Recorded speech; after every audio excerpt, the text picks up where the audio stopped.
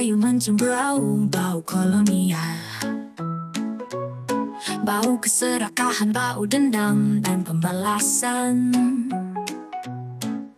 Si tukang kayu mengendus sumber bau di tembok-tembok batu, ditumpukan kayu-kayu pada tubuh para tamu.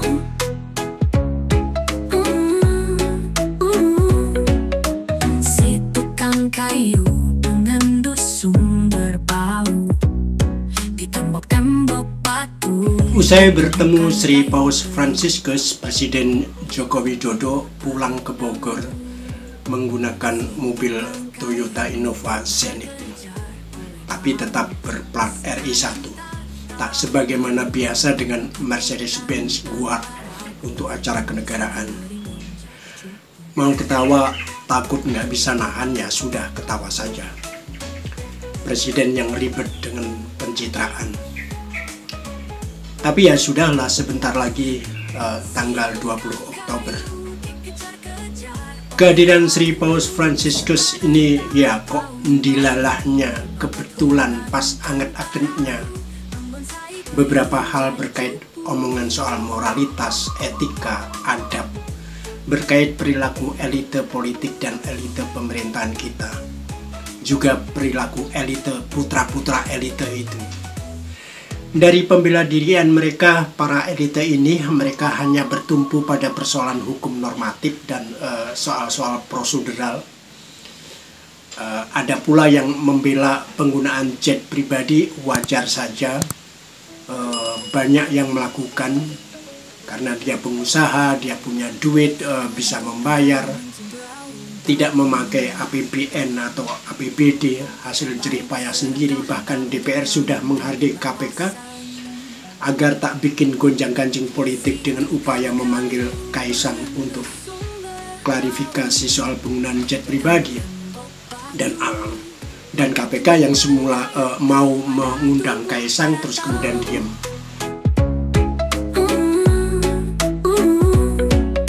Si tukang kayu mengendus sumber bau di tembok-tembok batu, ditumbuhkan kayu-kayu pada tubuh para tamu. Si tukang kayu dikejar-kejar oleh bau kesetanan, tak tahu malu, membabat hutan tanpa ragu, membonsai beringin jadi cupu. Gaya hidup para pejabat kita yang memang menunjukkan ketidakpedulian mereka dengan situasi dan lingkungannya. Secara ekonomi dan kesejahteraan kita menurun, namun angka korupsi meningkat. Semuanya ada datanya, dan hukum juga tak bisa diharap untuk mengatasi karena menjadi bagian dari masalah. DPR apalagi, tentu saja tidak semua buruk, tetapi apa artinya kalau yang terbanyak atau mayoritas adalah yang terburuk? Apa gunanya juga jika berbuat baik dibilang gila, utopis, idealis, nyelkutis? Kemarin melihat Sri Paus Fransiskus ngobrol dengan anak-anak muda komunitas Scholas Occurrentes di Gereja Katedral 4 September 2024 betapa mengharukan, apalagi ketika seorang guru yang berasal dari Buton, Sulawesi Tenggara, Ana Nur Awalia, menangis saat bercurhat kepada Sri Paus Fransiskus. Ibu guru berhijab ini mencurhatkan soal kondisi pendidikan di Indonesia. Ada Nadiem Makarim di situ, tetapi kayaknya bukan dalam kapasitas sebagai Menteri Pendidikan dan Kebudayaan Republik Indonesia, tetapi lebih berposisi mungkin mengantar putrinya untuk mendapat urapan Sri Paus. Anak Nadiem memang sebelumnya telah dibaptis dalam Katolik.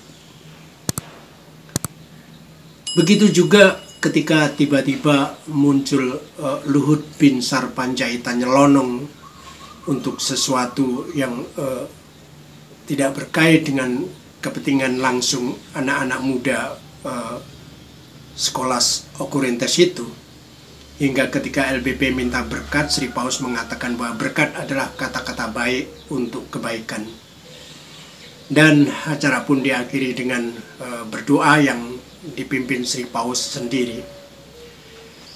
Pada sebetapapun Sri Paus Fransiskus adalah kepala negara dari sebuah negara yang berdaulat, di samping sebagai petinggi iman Katolik. Esok harinya ada acara dialog lintas agama di Masjid Istiqlal antara Sri Paus dengan umat Islam tanggal 5 September 2024. Kita belum mendengar cuitan PBNU ataupun dari ormas keagamaan lainnya. Mungkin masing-masing lagi sibuk hitung-hitungan soal tambang. Kalau PBNU selain tambang juga lagi nyari cara bagaimana merebut PKB. Padahal dilalahnya dalam pemilu 2024 posisi PKB menguat jadi partai keempat terbesar di Indonesia. Terus mau direbut begitu saja. Akibatnya Garda Bangsa dengan Banser NU serta Pagar Nusa sudah mulai panas-panasan. Ya ayo terus divide et impera, pecah belah lalu kuasai.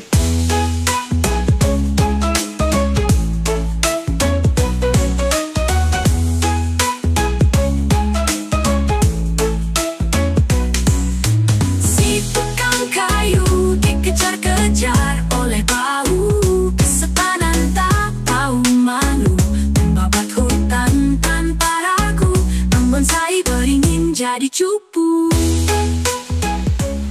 Menteri Agama yang lagi kena pansus haji hanya berkomentar pendek saja bahwa kesederhanaan Sri Paus wajib dicontoh. Tapi tidak tahu dicontoh oleh siapa. Yang kita tahu dalam momen ini betapa kecipuhannya etos moral elite kita. Kaisang saja sampai harus sembunyi-sembunyi balik ke Jakarta. Dan pas pampres kini jaraknya nggak pernah jauh darinya. Di berbagai media, apalagi medsos, flexing terjadi di semua tingkatan, bahkan kemiskinan dan penderitaan pun dipamer-pamerin dengan bangga. Celakanya dari berbagai web eksklusif itu pasti bisa bocor, entah bagaimana caranya.